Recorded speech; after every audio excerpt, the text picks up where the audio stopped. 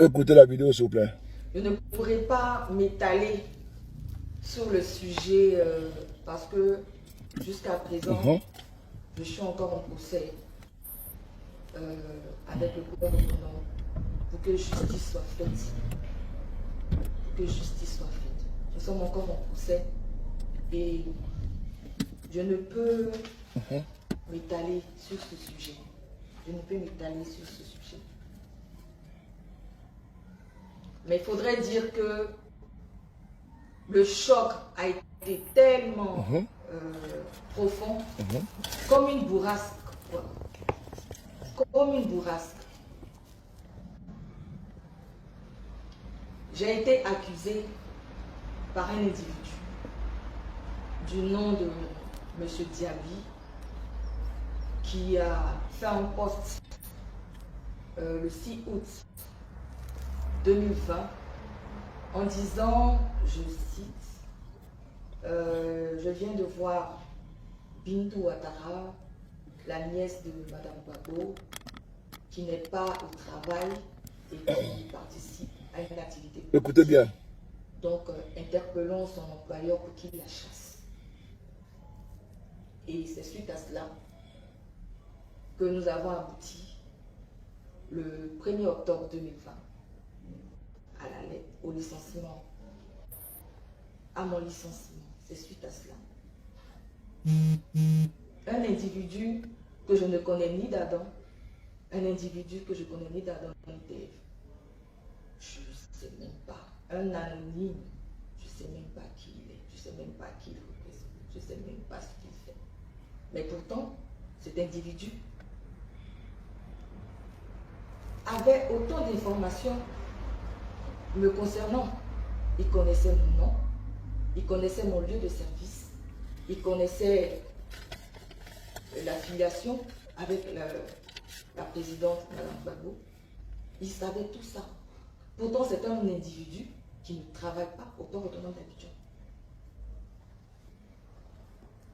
Et c'est suite à cette diffamation-là que toutes les étapes ont suivi et nous avons atterri au licenciement. Et après ce licenciement, comme je l'ai dit tantôt, il y a eu comme un bourrasque. Partagez, partagez. Toute ma vie chamboule.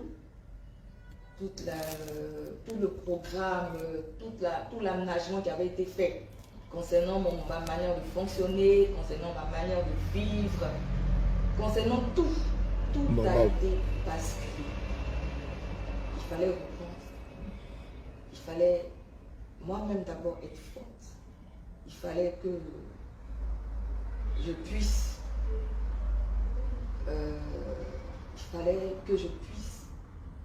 revenir même à moi-même, parce que là, j'ai été carrément effondrée. J'ai été carrément détruite. Il fallait que je me reprenne. Il fallait que je rassure ma famille. Il fallait que je rassure mes amis. Il fallait que je dise à mon entourage que c'est pas fini, il y a encore de l'espoir. Et c'est ce qui a expliqué mon silence durant toutes ces années. Il fallait que je me reprenne. Il fallait que je renaisse, comme on dit. Il fallait que je renaisse. Parce que tel un roseau, j'ai été plié par l'épreuve. Il fallait que je me donne du temps pour me redresser et pouvoir sortir la tête de l'eau. Et c'est ce qui a expliqué mon silence durant ces 3 années, je peux dire, compter ainsi. Alors, aujourd'hui, je me permets de faire ce direct. Aujourd'hui, je me permets de parler de ce sujet parce que pour nous croyants, le temps est un autre nom de Dieu. Et on ne s'attaque pas impunément à un enfant de Dieu. Dieu a donné le temps qu'il fallait pour que je puisse sortir et que je puisse parler. Parce que Dieu, il connaît le cœur des hommes et il connaît à l'avance les plans qui doivent se Gloire à Dieu, gloire à Dieu, gloire à Dieu. Aujourd'hui, ce même individu Partagez, partagez. a récidivé. Ce même individu, non content d'avoir détruit ma vie, d'avoir plombé ma vie, il récidive encore en voulant détruire la vie de milliers d'autres personnes, en s'attaquant à la SARL Organe, en demandant aux gens de boycotter ce produit, en diffamant cette société.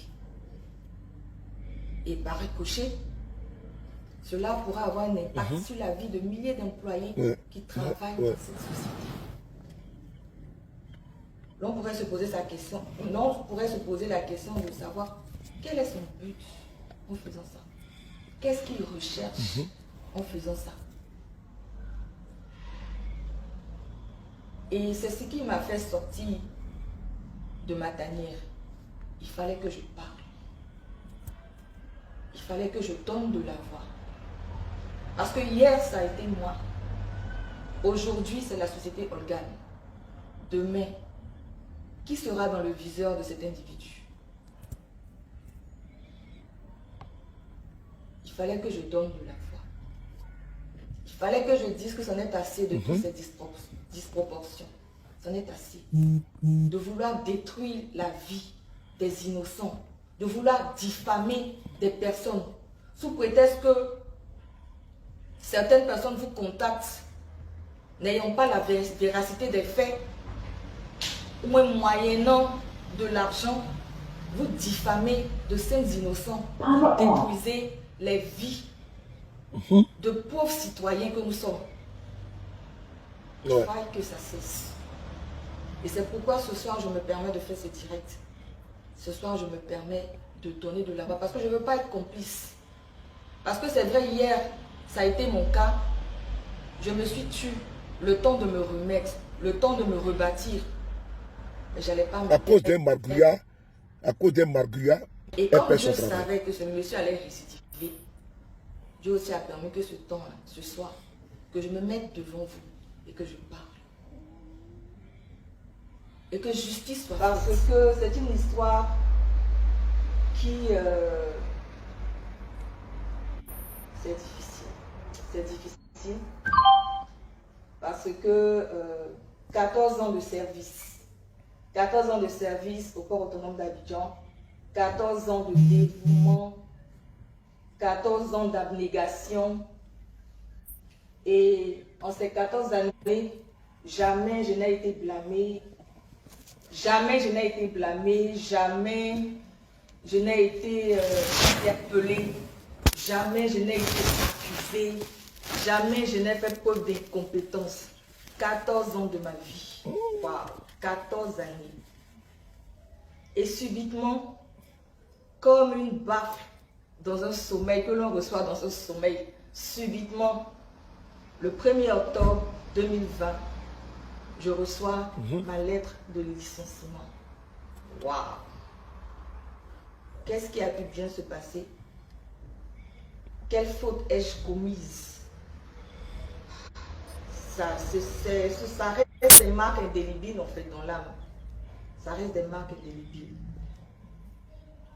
Après 14 années, je reçois ma lettre de licenciement. Je suis au chômage. Comment faire avec mes enfants? Comment faire avec ma famille? Comment faire? Comment faire? Comment faire? Que des questions.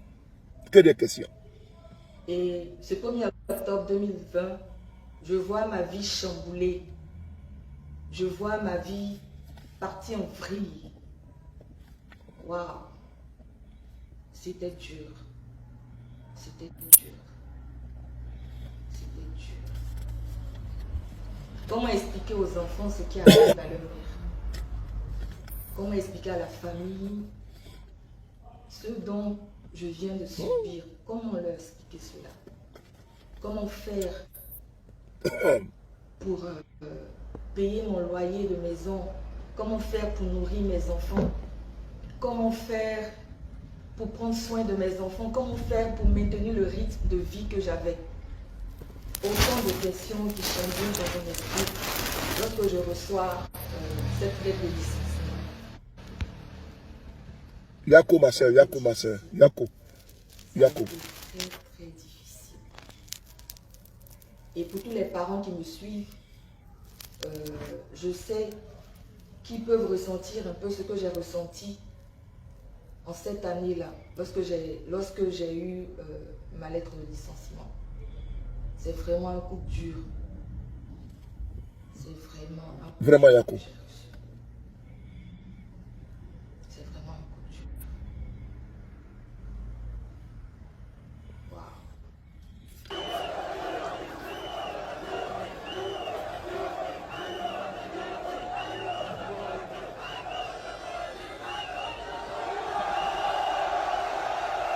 Voilà, je tenais que vous sachiez, voici un autre qui a souffert. Il a été renvoyé de son travail parce qu'il était mon frère. Est-ce que c'est normal? Et voici des gens qui aujourd'hui osent dire, on fait ceci, on fait cela. Quand il y a des détournements de fonds, on ne les renvoie pas parce qu'ils sont le frère ou la femme ou le fils de quelqu'un.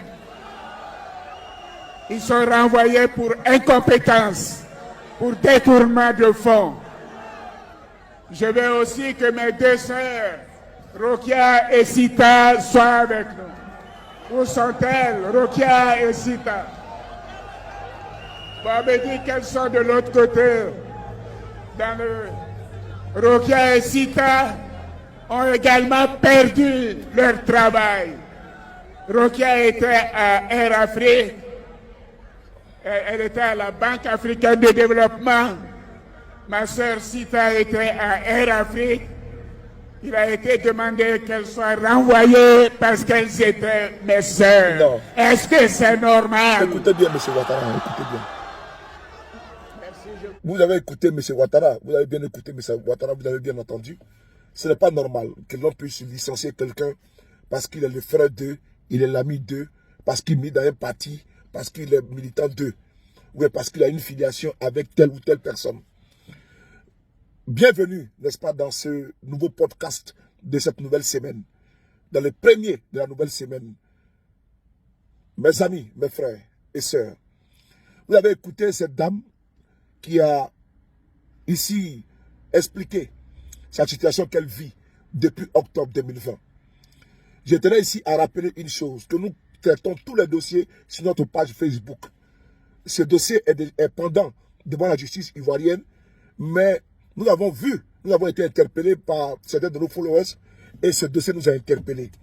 Puisque l'on doit combattre et dénoncer l'injustice. Dans la deuxième vidéo que je vous ai préparée, dans cette vidéo, vous avez compris aisément que M. Alassane Ouattara, dans l'opposition, a eu, n'est-ce pas, ses frères, Téné Birama Ouattara, l'actuel ministre de la Défense, ses sœurs, Sita et Rokia, qui ont perdu leur travail parce qu'ils étaient les frères et les sœurs de M. Ouattara.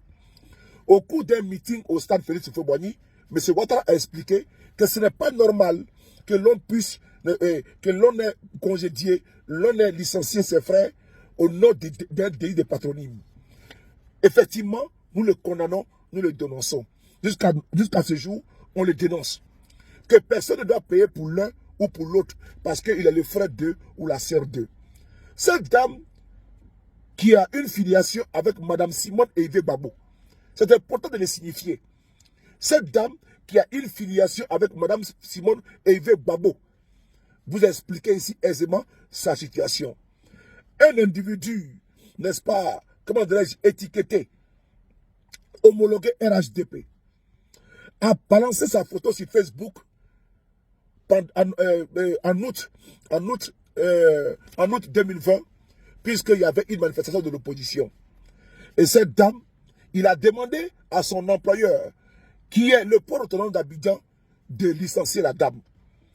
Ce qui est dit et ce qui fut fait. Dès l'instant, l'individu, qui est un homme, un citoyen lambda, pour ne pas dire une balance, une tapette, une merde, intellectuelle, politique d'ailleurs, l'individu a osé dénoncer la dame. Et la dame ayant été dénoncée, la direction du port autonome d'Abidjan, sans offre de procès, a licencié la dame. Après 14 ans de loyaux services qu'elle a donnés. Elle n'a jamais été blâmée. Elle n'a jamais été, comment dirais-je, réprimandée. Elle n'a jamais été sanctionnée dans son travail pendant 14 ans. Une vie brisée, une vie détruite, une vie chamboulée, une vie disloquée, une vie partie en cacahuète pour un individu.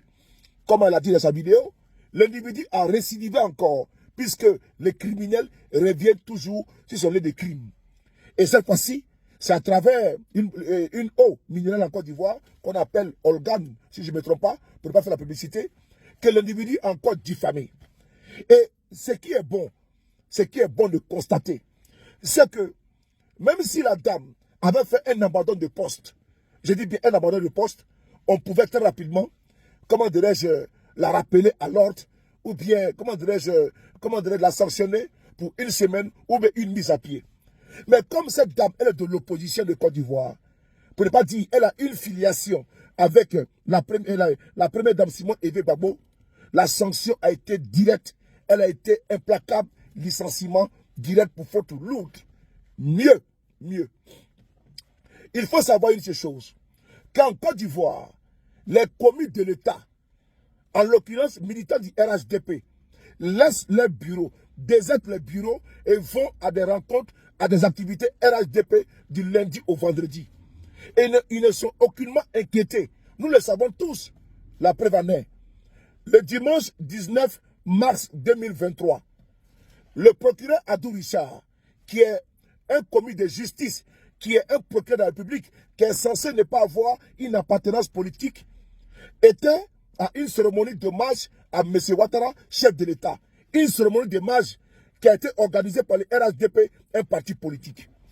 Et donc, si on doit regarder, n'est-ce pas, à la tête du client, pour dire non, telle personne a été à une activité politique, et donc on doit la licencier, mais attention, au RHDP, je pense bien que beaucoup seront aujourd'hui au chômage. Nous venons ici, à travers cette vidéo, dénoncer cette pratique, n'est-ce pas, irresponsable, indigne en Côte d'Ivoire. Parce que quelqu'un a balancé la photo d'une dame pour dire, je l'ai vu à une manifestation de l'opposition en 2020, le port autonome d'Abidjan, ça aurait le droit de pas de la licencier. Et on la licencie sur les affirmations d'un individu, sur une photo d'un individu. Ça veut dire que ça peut être Photoshop, ça peut être un Photoshop, une Photoshop, ça peut être pas un montage, non. Mais sur la base de ça, là, la dame a été licenciée. Pour faute lourde, faute grave, elle a tout perdu. Maintenant, c'est criquet quand on voit sur la toile aujourd'hui. Qu'est-ce qu'il a gagné en gâchant la vie de cette dame? Qu'est-ce qu'il a gagné en détruisant la vie de cette dame? Cette dame, à travers son travail, elle nourrissait sa famille. Elle arrivait à entretenir ses enfants. Elle a perdu son travail parce que quelqu'un l'a diffamé, parce que quelqu'un a balancé sa photo sur Facebook. Elle a perdu son travail. Vous avez vu M. Ouattara dénoncer ce qui s'est passé, n'est-ce pas, avec son jeune frère et ses sœurs. C'est dans cette même dynamique que nous n'acceptons pas que des personnes, au nom du délit de patronyme, au nom du délit d'appartenance politique, au nom du délit de faciès, ces personnes soient traquées en Côte d'Ivoire par une injustice. Cette dame, son bord politique, je ne le connais pas et je n'ai pas envie de savoir. C'est les pratiques malsaines du RHDP au pouvoir. Les jurisprudences qu'ils accumulent au fur et à mesure, emprisonner des militants de l'opposition, parce que demain, si cela arrive à leurs militants, nous serons également là pour le dénoncer. Mais comme il est temps, c'est le jour du RHDP, il faut leur dire de mettre beaucoup d'eau dans leur vin, de mettre beaucoup d'eau dans leur damakoudi, et de ne pas toujours continuer à accumuler, n'est-ce pas, la rancœur, de ne pas accumuler la colère du peuple. Parce que cette dame aujourd'hui a tout perdu, parce qu'un individu a balancé sa photo et le port autonome d'Abidjan l'a licencié. Ce qui n'est pas normal, ce qui est injuste. Et donc, avant de donner des leçons aux autres, il faut penser d'abord à vous. Le RHDP fait pire en Côte d'Ivoire que ce que la dame a fait. Alors, cette dame doit être rétablie dans ses fonctions. Je vous remercie.